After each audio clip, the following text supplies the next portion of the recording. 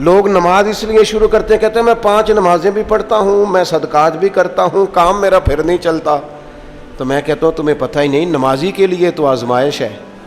جتنا جتنا ایمان کامل اتنی آزمائش بھی زیادہ. اور یہ میں اپنے پاس سے نہیں کہہ رہا.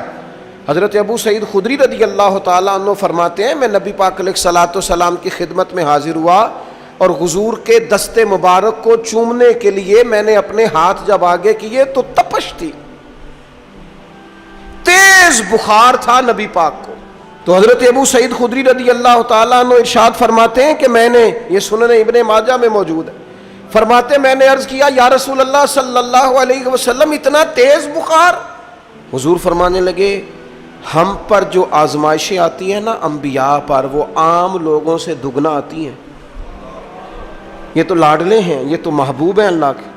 فرمایا عام لوگوں سے دگنی آزمائش آتی ہے، لیکن فرمایا ہمارا رب بڑا کریم ہے، ہمیں اجر بھی ڈبل ہی عطا کرتا ہے، ہمیں اجر بھی ڈبل ہی عطا کرتا ہے. تو حضرت ابو سعید خدری کہتے ہیں موقع اچھا تھا، میں نے ایک سوال بھی کر دیا. میں نے کہا یا رسول اللہ صلی اللہ علیہ وسلم بتائیے نا بھلا دنیا میں زیادہ آزمائشیں کن کو آتی ہیں؟ تو حضور فرمانے لگے سب سے زیادہ آزمائشیں اللہ کے انبیاء کو آتی ہیں، نبیوں کو آتی ہیں. حضور اس کے بعد فرمایا اس کے بعد جو ان کے زیادہ قریب ہوتا ہے اسے آتی ہیں. لوگ کیا سمجھیں گے امام حسن کی آزمائش کو؟ لوگ کیسے سمجھیں گے سیدنا امام حسین کی آزمائش کو؟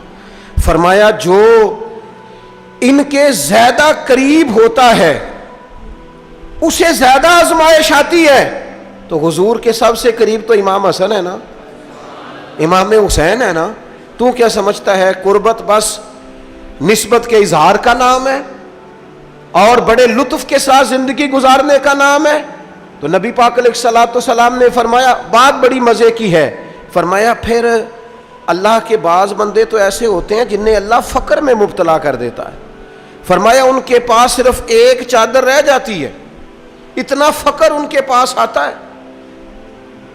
لیکن جو حدیث کے آخری لفظ ہیں نا وہ وجد والے ہیں، وہ وجد والے ہیں، وہ سرور والے ہیں. ہمارا یہ مزاج ہوتا ہے کہ میٹھا میٹھا کھا جاؤ اور ذرا کڑوا آ جائے تو سویرے بھی رو شام بھی رو، حال ہی کوئی نہیں، غریبی بڑی، پریشانی بڑی، حضرت صاحب گھر سے بیماری جاتی نہیں. اور جناب کیا بتائیں، بعض لوگ تو ایسے ہیں جن کی بات سن کے لگتا ہے زندگی میں کبھی سوئے ہی نہیں، اتنے بڑے بڑے دکھ سناتے ہیں. او خدا کی رحمت کا بھی تو ذکر کرنا، خدا نے جو تیرے اوپر انعامات کیے ان کا بھی تو ذکر کرنا، ان کا تذکرہ ہی نہیں کر رہا میرا بھائی. نبی پاک علیہ السلام نے فرمایا ان لوگوں پر دکھ آتے ہیں پر قربان ہونے کو جی چاہتا ہے ان لفظوں پر.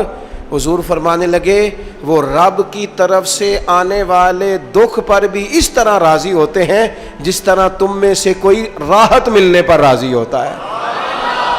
سکون والی چیز ملنے پر جس طرح تم راضی ہوتے ہو اس طرح وہ دکھوں پر بھی راضی ہوتے ہیں. دکھ قبول محمد بخشا، دکھ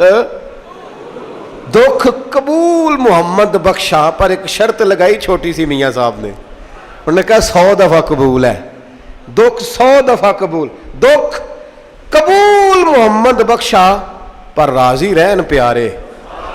یہ شرط یہ ہے کہ تو راضی رہ، تو راضی رہ. دکھ قبول محمد بخشا، راضی رہن پیارے. اور حضرت سلطان صاحب کہنے لگے ایسا کیتی ہے جان حوالے رب دے، ایسا عشق کمایا ہے اسی مرن تو پہلو ہی مر گیا، باہو تا مطلب نو پایا ہے.